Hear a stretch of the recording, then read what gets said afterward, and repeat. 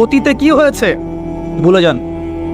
Music করতেন, girlfriend ছিল, porn দেখেছেন, জুয়া খেলেছেন, মাদকের সাথে সম্পৃক্ত ছিলেন, হারাম অ্যাফেয়ার্সে ছিলেন, কি করেছেন অতীতে আজকে থেকে ভুলে যান। ফ্রম নাও অন যখন থেকে আপনার কাছে হেদায়েতের বাণী আসবে তখন থেকে তওবা করে নেবেন, বলবেন আস্তাগফিরুল্লাহাল্লাযী লা ইলাহা ইল্লা হুয়াল হাইয়ুল কাইয়্যুম ওয়া আতুবু ইলাইহি। এটা বলে ওযু করবেন, 2 রাকাত সালাত পড়বেন, 2 চোখের পানি ফেলে দিয়ে আল্লাহর কাছে কান্নাকাটি করবেন, আল্লাহর কাছে চাইবেন, আল্লাহ আমাকে পুরো জীবন, আগামী পুরো জীবন দিনের উপর পাহাড়ের মতো অটল থাকার তৌফিক আমাকে দান করো এবং আমার দ্বারা তুমি এই উম্মার খেদমত কবুল করো। এরপরে আপনি ফিল করবেন যে আল্লাহ আপনার সাথে আছে আর কেউ আপনার সাথে নাই। ঠিক এরপর আপনি ফিল করবেন যে আল্লাহ আপনার সাথে আছে আর কেউ সাথে নাই।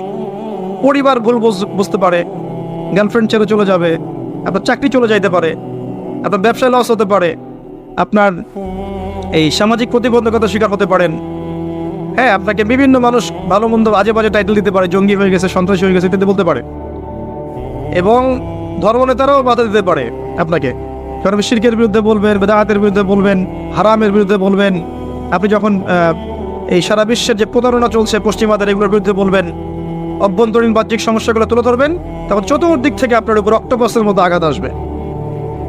দেন ইউ উইল রিয়েলাইজ, তখন আপনি ফিল করবেন যে আপনি হকের উপর আছেন এবং আপনার সাথে কেউ নাই, আল্লাহ আছে। আর আল্লাহ যদি আপনার সাথে থাকেন, এই দুনিয়াতে ইজ্জত দেওয়ার মালিক আল্লাহ এবং পরকালে জান্নাত দেওয়ার মালিক কে? আল্লাহ। এটাই হচ্ছে মূল কথা আর কি। এই পথটা যারা সারভাইভ করতে পারবে, রাসূল সাল্লাল্লাহু আলাইহি ওয়াসাল্লাম 2টা সুসংবাদ দিয়েছে। একটা হচ্ছে যে একটা হাদিসে নবী সাল্লাল্লাহু আলাইহি ওয়াসাল্লাম বলেছেন যে 7 শ্রেণীর মানুষকে আল্লাহ রাব্বুল আলামিন কিয়ামতের মাঠে তার আরশের ছায়ায় ছায়া দিবেন। ওই দিন ওই ছায়া ছাড়া অন্য কোনো ছায়া থাকবে না। তার মধ্যে এক শ্রেণী হচ্ছে সেই যুবক যে তার নিজের যৌবনকালটাকে আল্লাহর পথে বিলিয়ে দিয়েছে। এই সুযোগটা কি দাড়ি পাকা মানুষদের আছে? এখন আপনাদের সামনে আছে।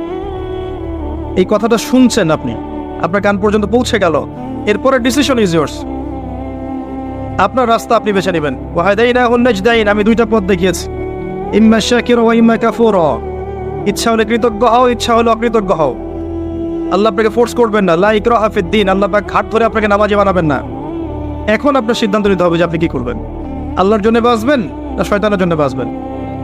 যদি শয়তানের জন্য বাঁচেন তাহলে আপনি দুনিয়াতে বাড়ি গাড়ি, টাকা পয়সা, জমি জমা, ব্যাংক ব্যালেন্স, স্ট্যাটাস সবই পাবেন ইনশাআল্লাহ। আল্লাহ পাক সেগুলো আপনাকে খুশি হয়ে দিবেন না, ফিতনা, রাগ হয়ে দিবেন। আর যদি আপনি আল্লাহর জন্য বাঁচেন তখনও আপনি বাড়ি পাবেন, গাড়ি পাবেন, নেককার স্ত্রী পাবেন, প্রশান্তি পাবেন, হেদায়েত পাবেন, কোরআন পাবেন, নূর পাবেন, সব কি সম্মানও পাবেন। এগুলো আল্লাহ পাক আপনাকে খুশি হয়ে দান করবে ইনশাআল্লাহ।